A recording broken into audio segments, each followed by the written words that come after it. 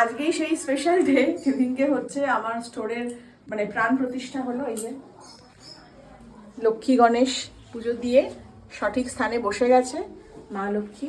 এখন বাজে 11টা, যে ব্রেকফাস্ট করতে একটু দেরি হয়ে গেল কারণ আমরা গেছিলাম ওই যে মন্দিরে পুজো দিতে।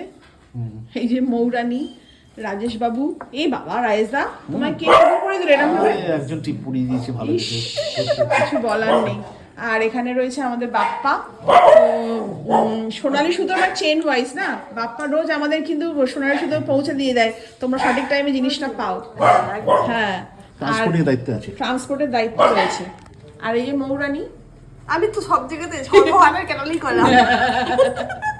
আর আজকের ব্রেকফাস্ট আমরা আউটসোর্স করি, সেটা হচ্ছে কচুরি, তরকারি আর জিলাপি। জিলাপিটা আমি দায়িত্ব নিয়ে এসেছি। খেতে ভালোবাসো যে দারুণ, হ্যাঁ, জিলাপি যেন মিস না হয়।